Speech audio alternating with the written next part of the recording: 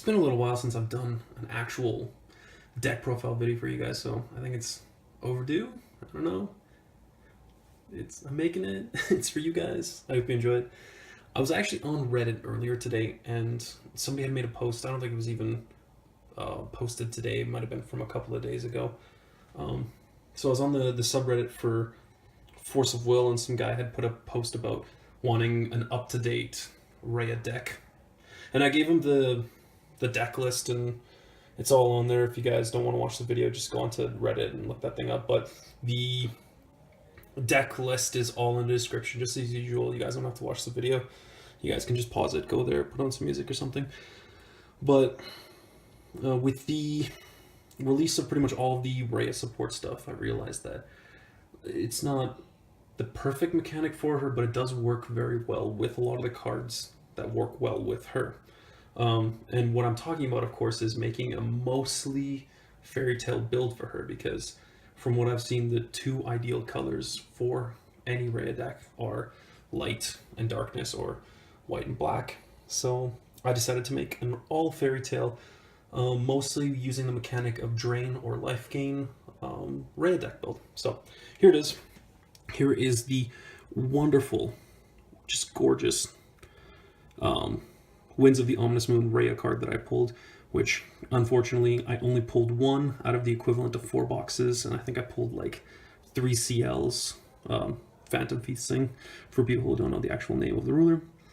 So the ruler of the deck obviously is Reiya, 4th daughter of Mikage. On her ruler side, she's got Judgment for 2 darkness and 1 colorless, and Energize for darkness, and 2 separate abilities, which is actually, or technically 3 separate abilities, but 2 kind of like enter the field, start of the game abilities, which is really important because I've heard that if you go up against a green deck that ends up going second and has the Energize, and this is actually super potent against Keurig, if they have the Energize and they've got a Lorite in hand, they can Energize, drop the Lorite during the opponent's turn, when I guess the start of the game trigger would happen of putting 10 strength counters, or in this case the 2 abilities of put 1 mystery counter or 2 mystery counters.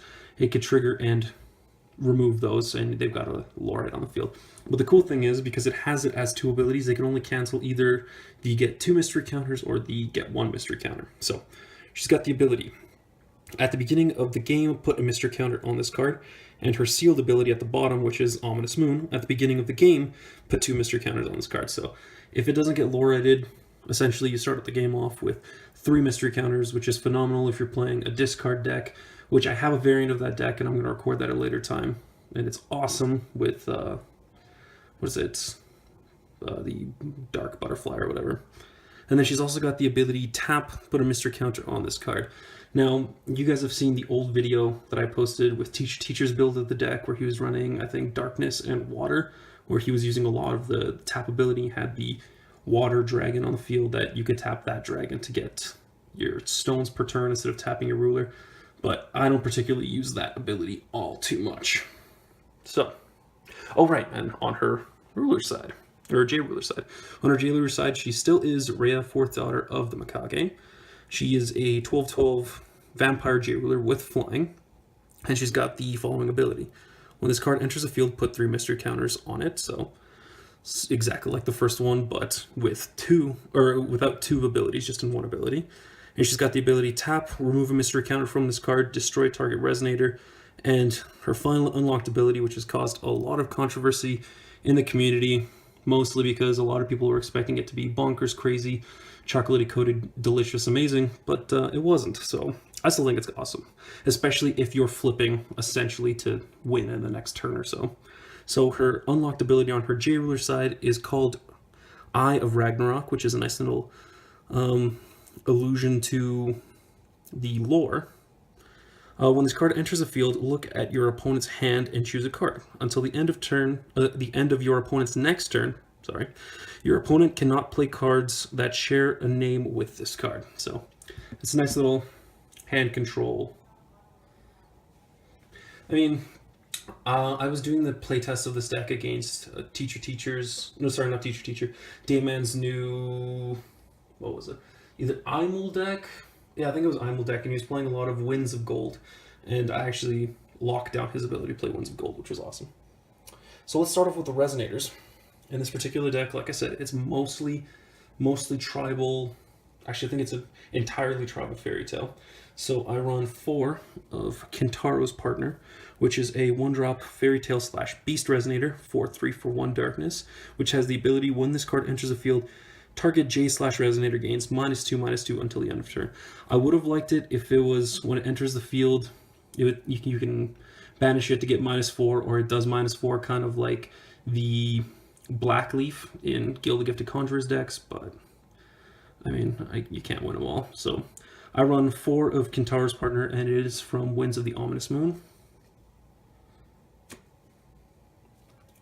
Then I run 3 of the Resonator Grimmia's Fairy, which is a 2 light cost fairy tale fairy resonator. That's a 5/5 with 2 amazing abilities, flying and drain together, which I think is phenomenal for 2.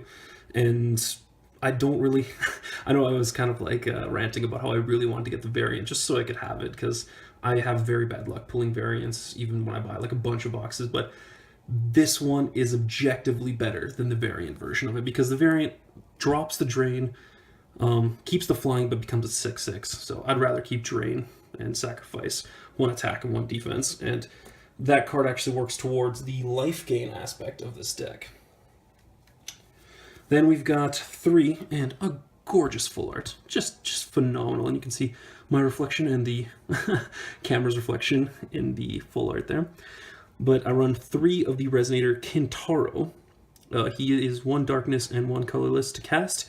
Fairy Tale Resonator 6/6 with precision, and I always forget he's got precision, because if you're playing this card, don't forget he has precision, so you can totally buff him and make him amazing. So he's got the ability, when this card enters the field, put a 1/1 counter on this card for each fairy tale and non-fairy tale beast you control, which is awesome because every Resonator in this deck is a fairy tale. The next Resonator I actually only run 2 of, and they're both in gorgeous full art. We've got 2 dark Bokuro, a 1 light and 1 colorless and 1 darkness Resonator, 0/1000 Resonator Fairy Tale with the following ability. Your opponent pays 1 more to play Chants during your turn. That's an awesome card. That's a great way to keep them from severing Winsing, or just like managing to get just the right amount of cast into their cancels or into their quick cast chance to like destroy something or give a barrier during your turn when you're trying to swing for game. Not to mention the fact that Dark Bokuro is a total cutie pie. He's just so cute. Look at him. He's just a little goofy dude going through the dark forest at night. So I run 2 of the Dark Bokuro. This is actually a recent addition to the deck. When I first envisioned the deck, for some reason, I don't know why, this just didn't immediately jump to mind. I run 2 Grimm of the Crimson Moon, which is a 3-drop, 1 darkness, and 2 colorless cost Resonator. He is 7/7, which is, it's alright, it's not bad. He's a Resonator Fairy Tale Vampire, and he's got phenomenal abilities, like great abilities. When this card enters the field, reveal any number of Fairy Tale Resonators from your hand. Put a 1/1 counter on this card for each card revealed this way. So he can enter the field being decently swole, depending on how big your hand is and how many Fairy Tales you have in said hand. Whenever this card attacks, put 2 mystery counters on your J Ruler, and whenever you do Judgment of a Ruler, you may remove 2 mystery counters from your J Ruler if you do invert this card. I kind of wish that this was just, they made the cost a little bit higher in terms of flipping him. It could have been like remove 3 or 4, I mean 5 is a little bit high, but definitely 3 or 4 mystery counters, and then invert him at any time, because then unfortunately, unless you've got your field stacked perfectly for when you want to Judgment Reiya, it kind of typecasts him to a specifically Imul deck, which makes me kind of sad, because I mean, he is a Fairy Tale Vampire. He's meant to work in this deck, unless, you know, they intended for Imul to be mostly Fairy Tales and have this build, but I don't know, I feel like this card was meant for Reiya in this particular deck build that I'm showing you guys right now. I just don't like the fact that it's more useful in a deck that can have Imperishable and, you know, get his invert off of multiple instances of Judgment. When he does, in fact, invert, he becomes Grimm, Hope from the Future. He's a 10/10 or 1000/1000 Fairy Tale Human Inverse Resonator who's got flying. Oh, and also I forgot to mention, on this side he has Barrier, Flying, and Barrier Darkness and Light. He keeps his Flying and his Barrier Darkness and Light, but he gets a couple of interesting abilities on this side. He gets, whenever this card inverts, target non-Magic Stone entity loses Imperishable, and this card cannot be destroyed until the end of turn, then destroy that entity. So it's pretty much designed for annihilating Imul. And this card, cards in your opponent's graveyard lose all abilities. So if you can get this dude on the field versus a Gil the Gifted Conjurer deck and keep him alive, GG Grimm, GG Gil, you can't do anything. Sorry, bud. Can't use shit from your grave. Then the final Resonator slot in this deck is the second advent of Hope, Grimmia, who I'm pretty sure is a dude. I think Dayman said that it might be a chick. You guys should totally chime in on that. Comment section, please, below. Tell me, what is the gender in the current year of this card, of this fictional character? I'm going to need you to do that for me. It is a 5-drop, 2 light and 3 colorless, a 12-toll Resonator. It is a Fairy Tale Avatar Resonator specifically, and it's got the following ability. If your life is 2,000 or less, you may pay 3 colorless less to play this card, so it becomes a 2 light will card to cast, which is phenomenal. And he's also got the ability, remove an aura in your graveyard from the game. This card gains Flying, Drain, and Barrier until the end of turn. I really wish they would have put Swiftness in there too, because then this would essentially become like a mega game-saving bomb if you're just about to lose the game and you can cast them for when you've lost a bunch of life. I don't know why they left that out. I think it would have been an amazing addition to make this, like I said, a mega game-saving bomb, but whatever. You can kind of hope you survive that extra turn to make them super useful. And the cool thing is that if you remove multiple, Aura Chants from grave, you can get multiple instances of Flying, Drain, Barrier. Like if this thing hits the field and somebody lorates it so that it can't gain its automatic ability once you remove it, or somebody tries to kill it or something like that, you just keep removing auras from your grave, which you've hopefully filled up by the time that you summon this dude, and you give multiple instances of Barrier, oops, your shit fizzles, doesn't work, and multiple instances of Drain. So if you can even get 2, you're hitting them for 12, but you're gaining 24, which is just great. This is good. This is good, guys. This is great. So that's all the Resonators in this deck.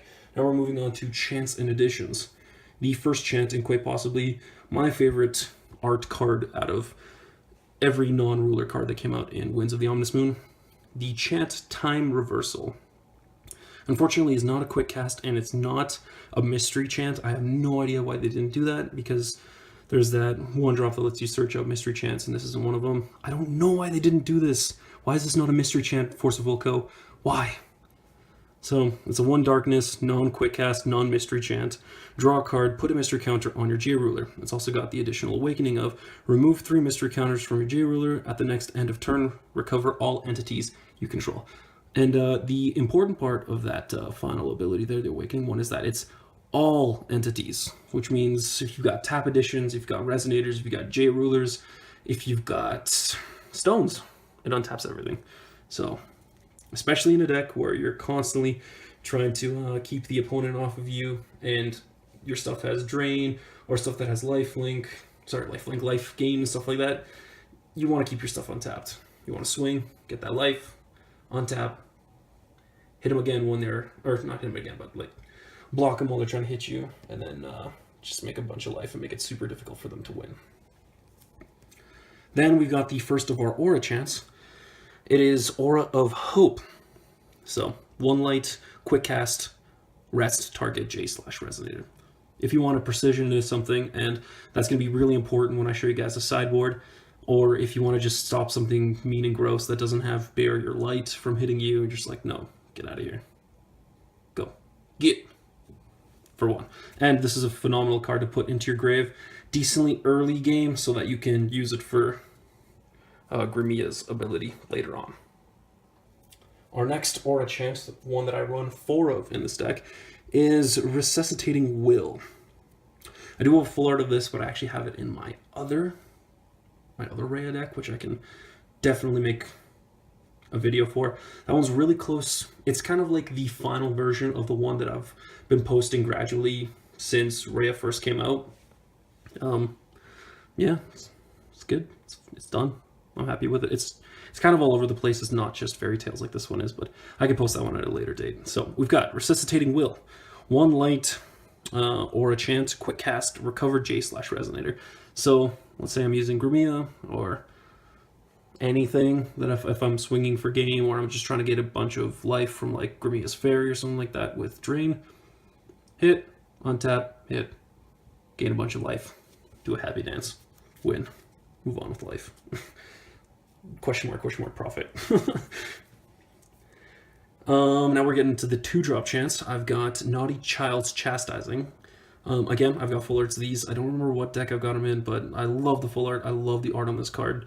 It's just so cute, and it's just a phenomenal card in general.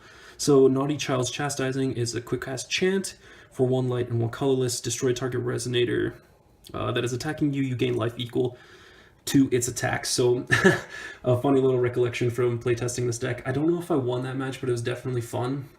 I don't remember what resonator or even what deck I was going up against, but Dayman had... Oh, actually, yeah, it was a Guild the Gifted Conjurer deck, and Dayman had given one of his resonators that had swung, and I couldn't block it. I think it was, what is it? Fairy Elemental or something. So it was flying into me for its base 4 damage, but he bumped it up with, what is it? Ultra Awakening, which gives target J/Resonator +20/+20, so he was going to hit me for 24, and I'm like, no, you're not. Not a Child's Chastising, thanks for the 24 life. Boom. So when you get those crazy buff resonators coming at you and you use Not a Child's Chastising, it's definitely a beautiful moment. Then we've got 3 of the chant Twin Blades of Hope and Despair, a phenomenal card for from Time Spinning Witch, which is quick cast, 1 light, 1 darkness. Target resonator you control gains +6/+6, and target resonator your opponent controls gains -6/-6 until the end of turn. Then remove this card inverted from the game. So I think there was a huge missed opportunity with this card being even better than it already is if they had chosen to make it target J/Resonator you control and target J/Resonator your opponent controls. If it proved to be too powerful, they could have always eroded it later, but I think that it would have been amazing if they made it that to begin with, because a lot of the times they're more likely to errata cards that they made too powerful at a later time, but there's almost a 0% chance that they'll take a card that's pretty good and errata it at a future time to make it a little bit better. So this card's probably not going to get any better ever. Of course, it is an inverse card. When you inverse it, it becomes... If I can pull it out... Sword of Fate. So Sword of Fate is a 4-drop inverse chant. Unfortunately, it doesn't have quick cast. So it's 4-drop, 2 light, 2 darkness. Play this card only from the removed area. Choose 1, destroy target J/Resonator, or put target resonator with total cost 5 or less from graveyard to field, which is phenomenal because there is a card that fits that criteria perfectly, which is Grimmia himself. So I run 3 of that. Then I run 2 of the Fairy Tale Kingdom Light Palace edition, which is 1 light and 1 colorless. When this card enters the field, draw a card at the end of your turn, remove or recover target Jace. Good lord. Recover target Fairy Tale or human J/Resonator you control, which is awesome. The only thing that kind of sucks is that our ruler is not in fact a Fairy Tale, so it wouldn't work on a J. It's just really good for things like Grimmia, or for Kintaro, or even for Grimmia's Fairy. Just essentially keeps board presence and blockers and stuff like that for when we need to block the big and nasties. Then I run 1 of the edition Alice's World of Madness in gorgeous full art promo. It's 1 light and 1 darkness, and I mean, it's kind of hard to see down there, it's so tiny, but it's got the ability addition, resonators gain -2/-2. A lot of the time, the usefulness of this card is specifically for keeping things like Lorite off of us, because Lorite's ability doesn't trigger, because essentially this thing kills it before it has an enter the field ability. Hits the field, -2/-2 applies to it, it dies. Its enter the field does not, in fact, proc. Then I run 3 of quite possibly one of my favorite Darkness Chants that came out in the Reiya block, which is Bloodspray. Draw 2 cards. This card deals 300 damage to you. Awakening, remove a mystery counter from your J ruler. Destroy target Resonator with total cost 2 or less. It's a card that nets you 1 card technically, but you draw 2 cards and kills a 2-drop or less for only 300 damage. I mean, that's the equivalent of a special stone burning you, which is fine. Then we've got the, I was about to say addition. Good lord, it's hot today. It's so hot, my brain is melting. My brain is melting. I run the Chant, Faded Reunion. 1 darkness and 1 colorless. Unfortunately, it's not quick cast. Choose one. If you control 2 or more darkness J/Resonators, you may choose both. So this is awesome when you've got Reiya on her J ruler side on the field and something else. Search your deck for a card, then shuffle the rest of your deck and put that card on top of it, or draw a card. So essentially, if you've got both or 2 darkness J/Resonators on the field, you search for a card, put it on top, draw it, which is awesome. And then the final Chant/addition in this deck is Moonlit Canopy. It is a 3-drop, 2 darkness, and 1 colorless addition. At the beginning of each player's main phase, that player loses 4 life. The reason why this card is in here is because you're constantly you're constantly gaining life through drain and through other abilities and stuff like that. So if you're like really high in life, then this thing is phenomenal because, hey, guess what? Your opponent isn't gaining life for the most part, so they're going to lose. It's just an attrition card, essentially. Now that we've concluded our wacky adventure in my new Reiya deck's main deck list, let's get into the stones, and then after that we get into the wackiness that is the sideboard, which I don't do very often, but this deck really needed one. It needed it, because there was cards that were specific for a particular playstyle that your opponent might use and you might be facing that just wasn't available for the cards that I'd made into the very tightly knit main deck list. So let's do stones. 4 stones. First of all, we got 4 of the beautiful stone from the Dark Castle. And I was actually having a conversation with Dayman yesterday and asked him which he preferred more, the original art or the variant, which I actually don't have here, but it looks like a bunch of cult members around like a really wacky looking stone as opposed to this like really sick like altar with like a black crescent moon in the center. So essentially this is a special magic stone that has the ability treat this card as a darkness magic stone. So if I was using this in Gil Alhamat, for example, Dragon Emperor Gil Alhamat, he would get darkness resonance off of this because it does count as a darkness magic stone, unlike the one that Imol uses that doesn't count as either a light or a darkness magic stone. It has the ability tap for darkness, and when this card enters the field, put a mystery counter on your J ruler. So I run 4 of these puppies, and yes, I will say it as well, I will chime in with the camp of saying that the original stone looks much nicer than the variant. Or variant, the promo. Then I run 4 of a very reliable card that I actually run in a lot of my decks, just because I've got some sort of a hard spot for light darkness. I don't know, I like the dichotomy, I guess. I run 4 of the Magic Stone of Heaven's Rift, 2 of the Curse of the Frozen Casket, and 2 of the Vingolf 2 ones. So yeah, it counts for both a light and a darkness magic stone, and I can tap for light or darkness. Run 4 of those puppies. And then my last stone are 2 burn stones. So I don't run Gil Alhamat as the ruler, obviously, so when this thing hits the field, it burns me for 300 damage, but I don't really care because I get a bunch of life gain in this deck. And it has the ability tap, produce light or darkness, and then the other ability we don't use because this ruler can't actually get mana counters, which is whatever. So 10 stones, 6 of them produce light and darkness, and 4 of them produce only darkness but give me mystery counters. Now let's get into the long anticipated sideboard.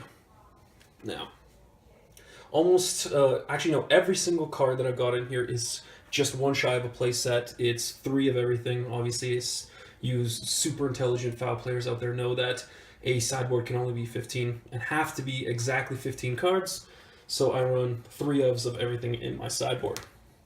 Speaking of which, I run 3 of 0, the King's Blade. I really, really, really wish I had a full art of this card because it is gorgeous. That's just, there's these cards that come out every like few sets. You're just like you put it down. You're like, that is a beautiful card. Wow. And this is one of them. So it is a 6 Sages 2-drop for 2 light Resonator. It is 6/6, so perfectly with the curve. Will of Hope, we don't really care about that, but it's got Quick Cast, so you can drop this dude as a blocker, or for its Enter the Field abilities, which are, your opponent cannot draw when this card, more than 1 card each turn.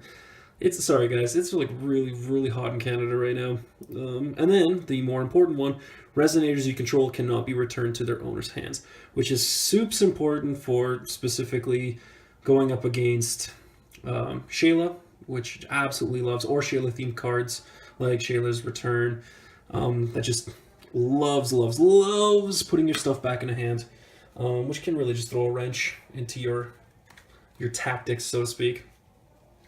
Then I run 3 of a card that I actually only ever pulled 3 of, strangely enough, out of 2 boxes, I think, which is 3 of the Chant Separation of Fates for 1 light. It's a quick cast chant, target J/Resonator, loses all abilities until the end of turn, draw a card. So not only is it a phenomenal card for the fact that it replaces itself and it is a 1-drop, but it is essentially my deck's answer to things like, or not things like, but specifically Shooting Star, the crazy dragon that usually people run in Kyric's deck, because it has protection from darkness and water. And unfortunately, most of the kill spells, other than Naughty Child's Chastising in my deck, have darkness in it. So it would have barrier for most of my kill spells. This is to get rid of that, get rid of your pesky barrier, get rid of some other ability I don't care about. Like, for instance, if somebody has an Abdul and I really need to get an Enter the Field ability, screw your abilities, boom, there we go. And the cool thing is that it's, don't want to put in the main board there, main deck. It actually has J's as well, so if your opponent is doing some pesky things that you really need to get out of the way from their J ruler, you say, no, not this time. Then I run 3 of the phenomenal card, Winds of Gold. Never pulled any full arts, unfortunately, another really gorgeous card. So it is a 1 light quick cast chant. You may pay 1 less to play this card, so play it for free. If you control a card called Ra, the Golden Bird, and this combo is being used a lot in my buddy Teacher's Zero deck, and a lot in my buddy Damon's Imul deck. So it's just a phenomenal combo, but I don't run Ra in this deck because he's not a fairy tale, and unfortunately the deck is built around that theme, so there just really isn't any space for it, but it is a good combo if you want to run it that way. So its actual effect is target J/Resonator or yourself, and that's huge, or yourself gains barrier until the end of turn. Boomski. Okay, here we go. And this is the super awesome ultra deal with barrier bullshit combo in this deck. So I run 3 of the still phenomenal, but unfortunately soon to be rotated Blood of the Mikage card, which is a 1-drop darkness chant, no quick cast unfortunately. Target J/Resonator you control gains +8/+8 and precision being huge until the end of turn. At the next end of turn, destroy it. And another huge thing about that specific wording in the card is that it's not that your Resonator or J or whatever gets banished, it's that it gets destroyed, which is going to be very important for a card that I'm sure you guys have already figured out what the combo is going to work for, which is 3 of Jeanne d'Arc, Mad Maiden. So the reason why Blood of the Mikage and this card works really well together is because if her ability, which I'll get into the nitty-gritty of later, procs properly, at the end of turn, since this card doesn't say banish, this card would not be destroyed. Oh, and the important part being precision, which I actually just recently figured out, which, I mean, I feel kind of bad because I should have known this for a while, does in fact not get negated by things like barrier. So you can precision into something with barrier, which is my answer for things like the J Ruler side of the Time Spinning Witch and Gil the Gifted Conjurer. So the reason why it works really well with Jeanne d'Arc Mad Maiden is because she is a 2-drop darkness 7/5. 7/5, that's awesome! Human Resonator, so she actually also untaps because of the Light Castle. This card gains swiftness, and this card cannot be destroyed as long as you control 3 or more J Resonators. So phenomenal with Blood of the Mikage. And if you have Reiya on the field, it also counts as one of the darkness J, or one of the 3 J/Resonators. And if this card would deal damage to a J/Resonator, put -1/-1 counters on that J Resonator for each 1 damage instead. So this is my answer to all those pesky barriers. I hope you guys enjoyed this very full, very awesome Reiya deck list. Okay? Peace, Arenas. I'll see you next time. Bye-bye.